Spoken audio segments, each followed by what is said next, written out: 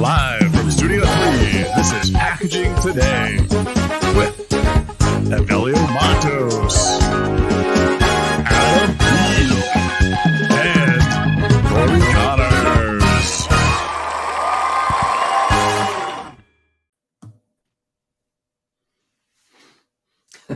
Hey, what's up, man, everybody? It's Monday. Yo. Yeah, we got Adam coming in hot from D Scoop at the ice cream event, and we got Corey coming in from digital ice cream NFTs. Let's go! That's right, man. Freaking go! Stuff. So we got Corey Connors at Corrugated on the TikToks, and then you got me from Packaging Unboxed, Evelio Matos. So how's it going? Yeah, dude, I missed you guys so much. I realized how much I like our time together when I didn't. Like, I haven't been able to be on for like 3 weeks, and I'm just like, man, it's a good sign when I went up like, thank goodness I don't have to do that stupid Monday morning show with Corey and Evelio Matos. Evelio Matos. Yeah, no, this is a good time, man. Good to have you back. Hang Lose out, you guys? No, you don't Okay. lose us. We're still Sorry. here. We got you. Okay, sorry, I'm back. Like I never left. Mm-hmm. Yeah, Adam's got he's running the Wi-Fi over at D-Scoop, and those conferences, as amazing as they can be, sometimes the Wi-Fi is not the most amazing. I brought this. Look at this thing. Look at that. He's got the new Game Boy. They still use those?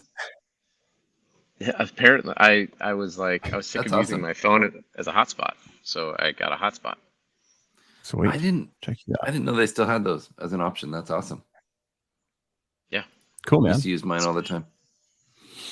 Hey, we got Richard coming in from the UK with over at Cropper and Colorform. Those guys do some amazing stuff. Congrats on some of your latest achievements, Richard. Those guys did some really cool stuff. Some of these bottles up here that I've got some cool stuff with molded fiber. Check them out. All right, so what do we got coming on? We got hopefully we got Ryan Fox hopping on here in a few minutes. Ryan's going to talk to us about box demand being down. I know I posted about box demand being down, and some people are like, what are you talking about? I'm selling more boxes today than I was, last year. And of course, you got some people that are saying, yeah, box demand is crashing. Like we're overstocked. We got a ton of board, ton of machines that aren't running. What's going on? So we'll hopefully get some feedback from Ryan on what's actually happening. And we got Hugh Curtis coming in, maple syrup. Hey, Hugh. Buy some. Hi, Hugh. Help them out. I had so much fun with Hugh and Andy at the coffee shop in Greensboro. Yeah. What was that trip all about? Everybody. Adam? Yeah, tell us. What was that trip? What's like hanging out with people that you've met on LinkedIn, but actually seeing them in person? We lost him. Yeah. He's just chilling. All right, so sorry, Corey. My internet keeps cutting out. It's making me sad. That's all right. We'll do the heavy lifting today for you, sir. For sure. So Hugh saying it was a good time. Thanks, Hugh. Thanks for coming in. Always Hugh. Clutch. Yeah, and Hugh, if you make it to Greensboro, Hugh's going to buy you coffee. Sweet. That's fair. Looking forward to that. All right, so trying to get Ryan situated over here while we're talking. But and by the way, while you're getting Ryan situated, I want to give Corey a quick shout out. Yes, because he has inspired me when I travel to bring my own travel mugs. Well done. So I got this Myers Yeti new gear when we did our rebrand, people, products, and our planet. And a quick plug, our ebook, Sustainable Packaging Guide for Millennial and Gen Z buyers is at Myers.com. And it's great. 63 pages of great content. So check it out. Nice work. Nice. So we got Ryan hopping on here in just a couple of minutes. But yeah, it's good stuff, man. You should always travel with the travel mug, right? Don't have to use reusable or single use. Mm-hmm. Practice what you preach, man. All right, so today we're going to talk about box demand being up or down. We're going to talk about paper versus plastic. I know I saw a post this morning from Medulla, who's Neil and his team that run Medulla were saying whether paper should replace plastic in every instance. I saw some new paper tubes for cosmetics, like squeeze tubes, which I thought were pretty interesting. And then obviously the straw debate, right? Whether paper should be replacing plastic straws, which they shouldn't. They just are horrible. And then I do have some AI updates. I did see some crazy stuff in AI this weekend as I'm preparing for LuxPack, like Wednesday. I try to keep my presentations as fresh and updated as possible, and things in AI are just happening so quick that it's like I can't be ready to present until, I can't have my presentation done until like 5 minutes before I go up. Well, let's just jump right in with Ryan. If you guys are good, what do you think, Adam? Yeah. I want to know, what does the fox say? Ring, ding, ding, ding, ding, ding, ding, ding, ding, ding, ding. Now, I did hear that at one point in time, all of those sounds from the song are supposed to be exactly like what a fox does say in the real life. That's awesome. Let's hear it. Yeah, go for it. No thanks. But if nobody's there to hear gotta go. like, does he actually say Not a it? singer. Yeah, it was. Good morning, Ryan. Store Enzo. Good to see you, man. Store Enzo's the one that came out with Jets. the fiber board tube. So you can't see that, but it's there. We'll pull that up here in a second. All right, Ryan. So let's jump right in, man. Yeah. What the hell's going on with box board demand? What's up? What's up? Yeah. What's up with boxes, Ryan? Foxes? Corrugated, man. Corrugated. Yeah. So apparently there might be this thing called a recession. No. I know, strange news to some people. Believe it. I don't believe it. But I mean, listen, the comparisons Fake are news. incredibly unreal. So let's just start and paint this as real as we can, right? We had this crazy thing called a pandemic. It created incredible amounts of demand because people couldn't go out and spend their money on concerts and movies and all sorts of other things. So what did we do? We shifted that purchase to stuff. And in the early days of the pandemic, that stuff came through e-commerce. As the pandemic went on, we started going back to retail. But at some point, things decided to change, and people were like, "Hey, we've bought a lot of stuff here lately. We don't need to keep buying anymore."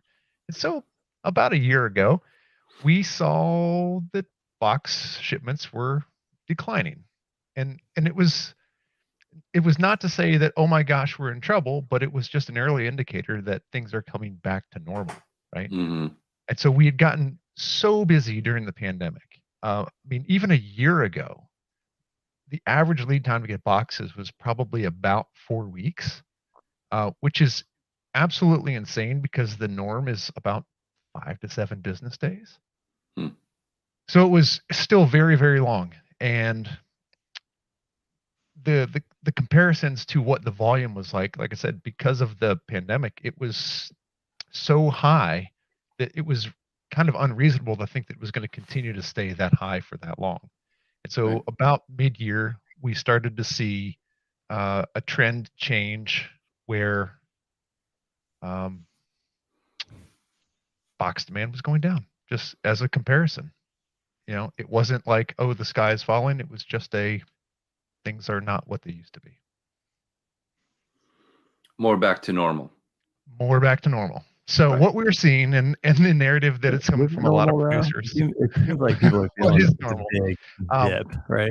We're just starting to see that things are more on a pre-pandemic pace. For some people, it is on a 2019 pace, and for others, is a 2017 pace. It really depends on who you are in the country, where you are in the country, what kind of capabilities you have.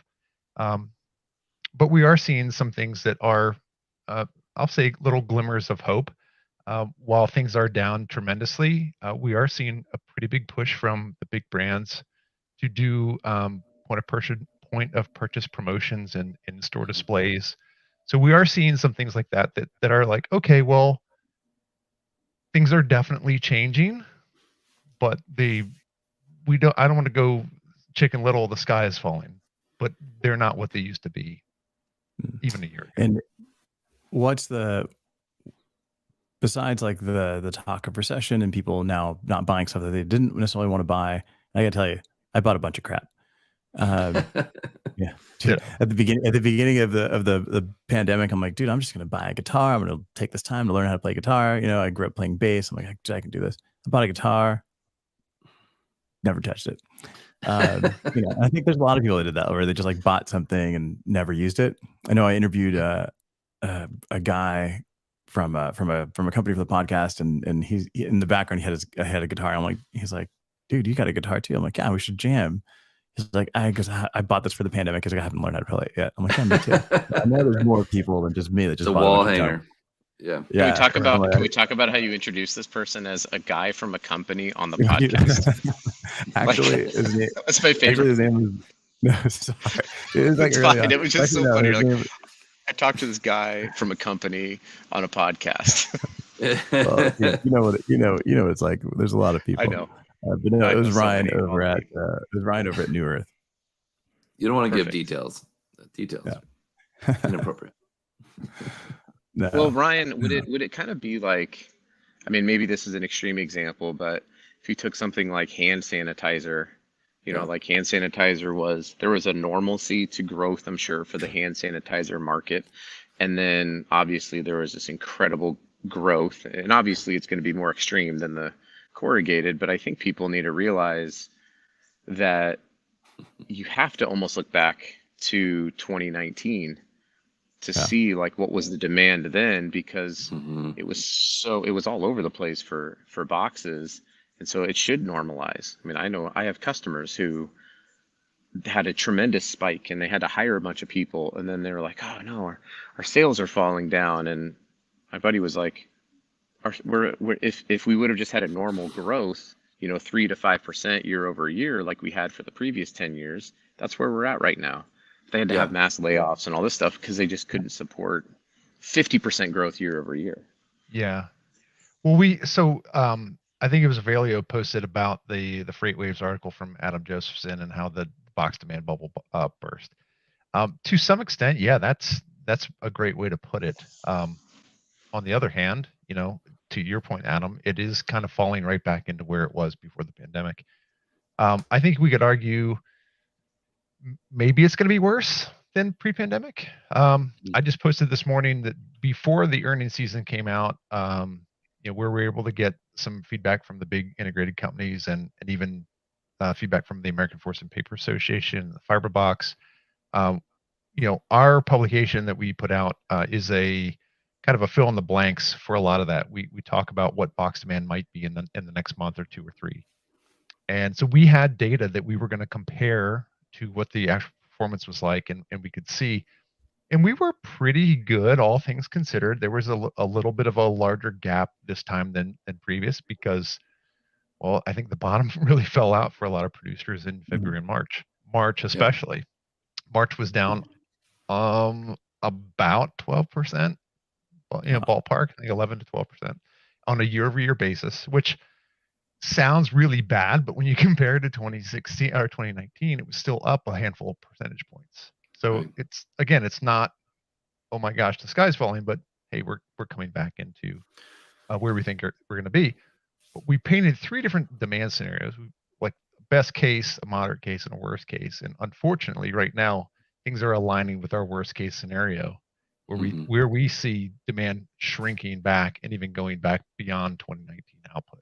But that, Ryan, who knows? Ryan, there was some increased supply on the market, right? There was some new facilities coming on board, some new equipment coming on board.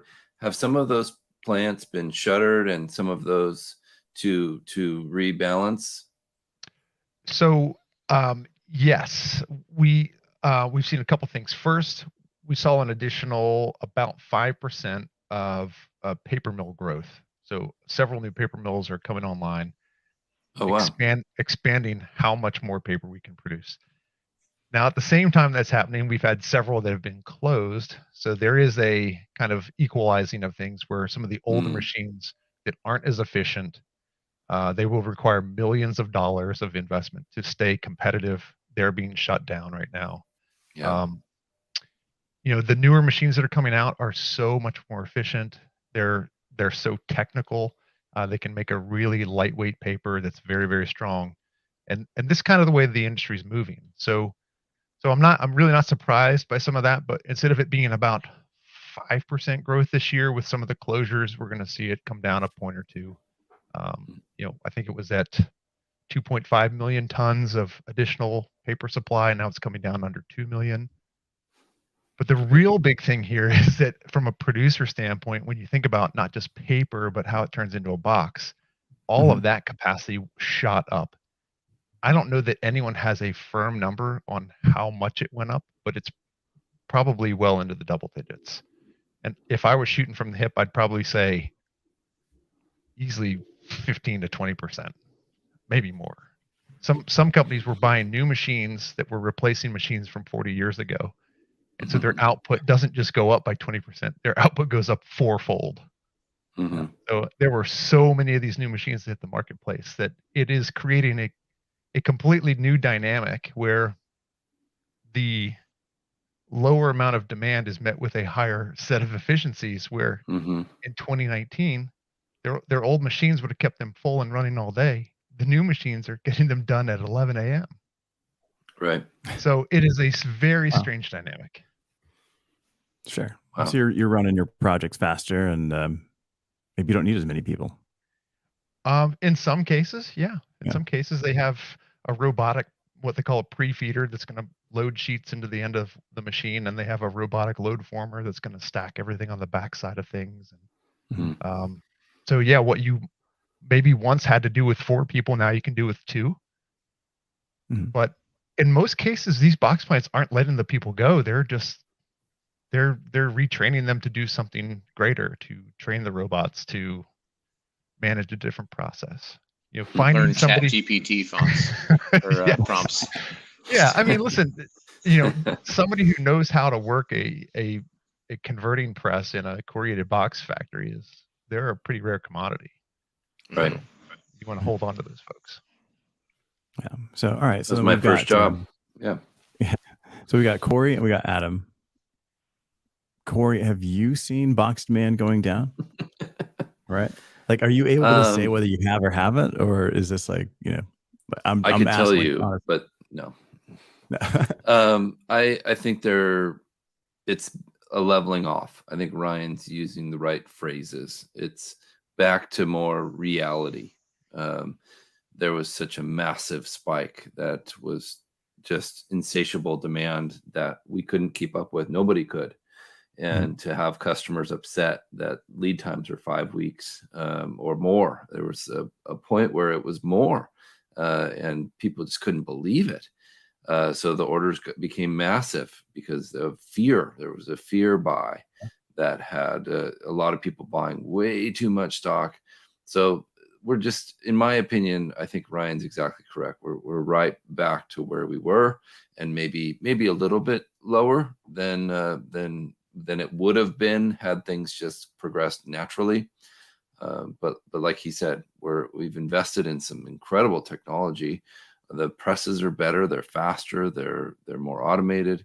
It's kind of exciting to see that the packaging industry took a major jump forward to accommodate this new demand. So this is what we're doing. Yeah, we got Adam's waving at everybody over there. Sorry, this is Chris. Oh, hey, Chris. Hey.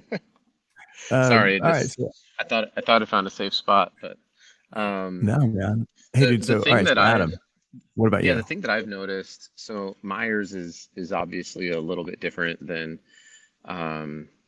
Landsberg or Aurora. In some cases, we're similar, but our corrugated is like large format displays and litho label boxes, and what might be considered more premium. Like, we don't make one color shipping boxes or something like that. And what I have seen happen over the last couple of years, and probably actually the last year, is companies that can do both, that are doing both the brown box stuff and are also doing retail displays, are putting a lot more price pressure on the retail display side. So that's it's become actually a lot more competitive, whereas it probably was similar to the shipping side, in that it was like, can you just get it for me? I've got to get this launch done in Walmart. Gotta have it. It's like, right.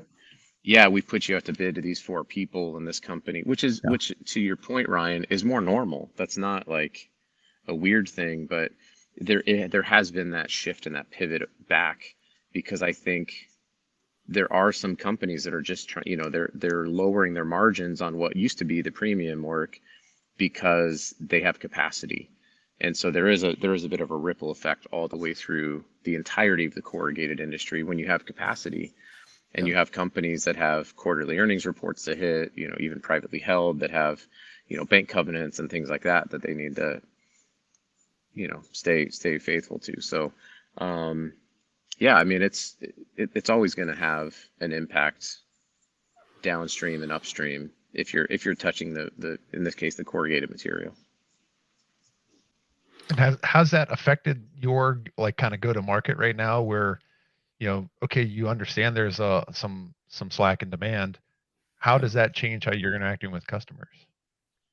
I mean, honestly, we do have to be more aggressive on pricing. The thing about these retail displays that's unique to me, because this isn't my background, right? I came from folding cartons, labels, and shrink sleeves, is it's not an annuity. It's a one-time purchase. Mm-hmm. And so pricing that, you can't miss on it, right?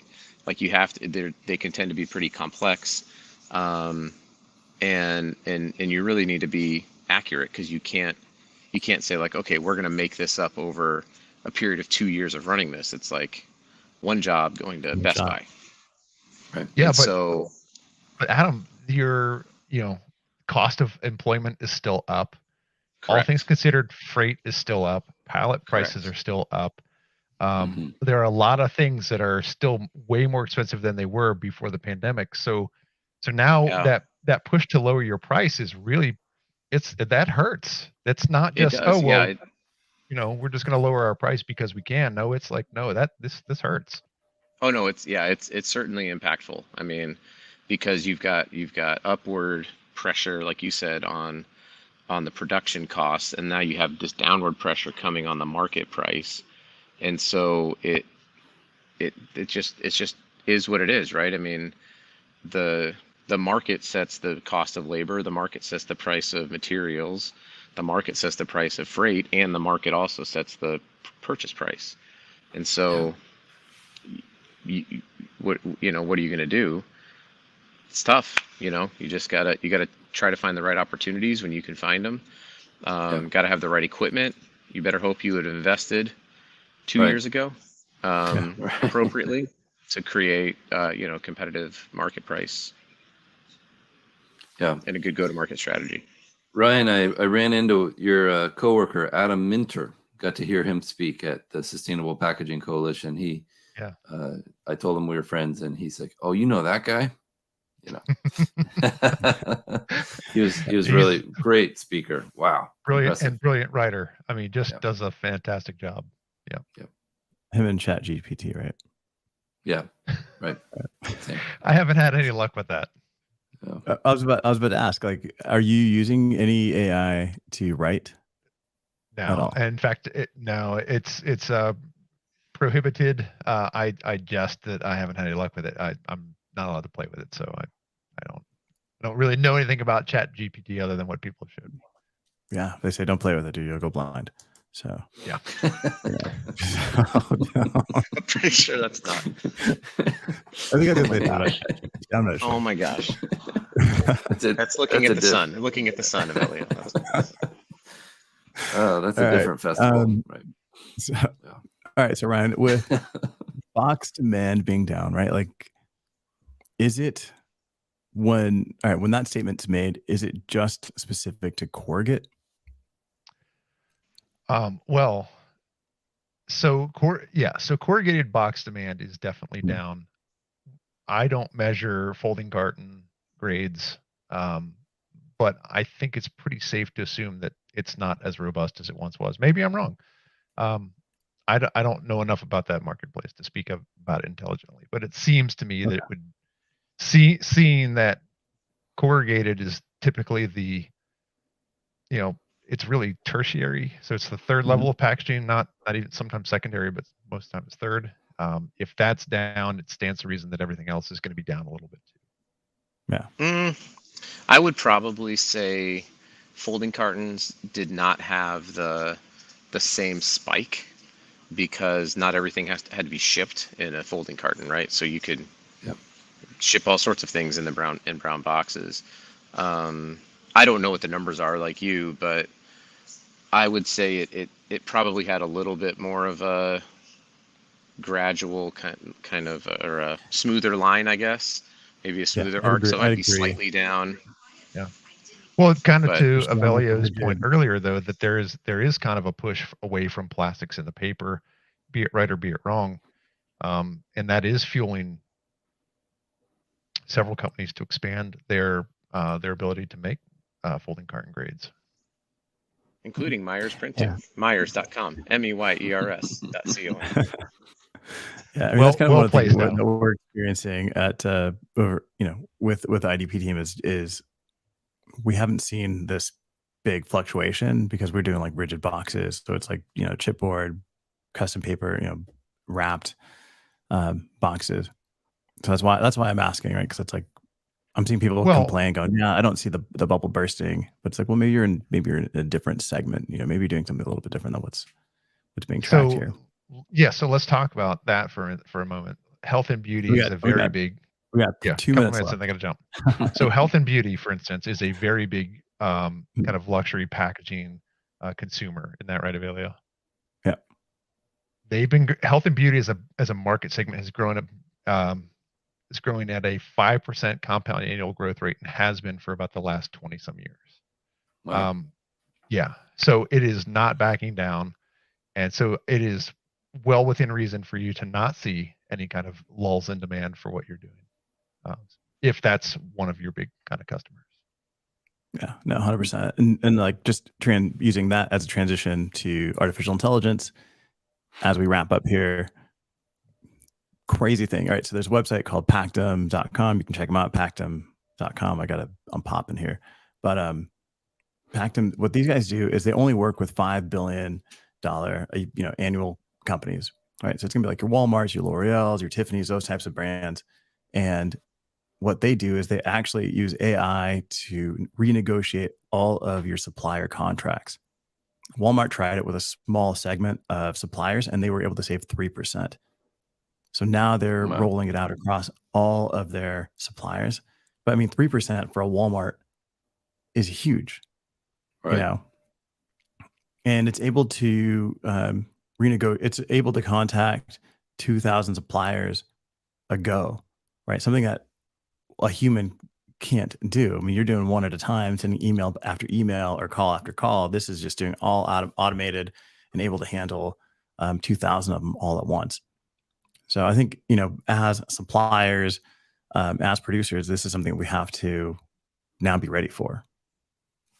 Is AI kind of changing? Do you think, Avelio, I know we've only got like a minute or so left, but on that topic, I was talking to somebody about would AI and can it at some point in time do this, or maybe you can do it now, but I got to believe it should be able to answer like, how much should my stuff cost? Right? Is that kind of what it's doing? Yeah. Or is it just because if it could do that, if Tiffany or Walmart could just go in and upload, hey, here's all the stuff we buy. And then this tool could come back and say, you should be spending $2.2 million on this. And they go, oh, we spent $2.6 million. Like, or all the way down to something like here's a label, here's a box. How much does this cost if I want to buy 10,000 of them? You know what I'm saying? Yeah. No, 100%. I think we'll get to that point where it'll know this is what you should be paying. This is what you should be paying plus a 20% markup or whatever. And then if you're a company, if your company's making stuff, instead of like running quotes all day long, you just say like, we validate this AI engine, right? And then and now it's like, which of these companies do you want to buy from at this price? You know what I'm saying? 100%. So anyway. We'll have to talk about this next Monday. Guys, we got to run. Check out People of Packaging, Sustainable Packaging Podcast, Packaging Unboxed, and go hunt down Ryan Fox and find out about box demand. Thanks, Ryan. Boxes. Thanks, Ryan. Appreciate you guys on here. See ya. Live from Studio 3, this is today with Evelio Matos.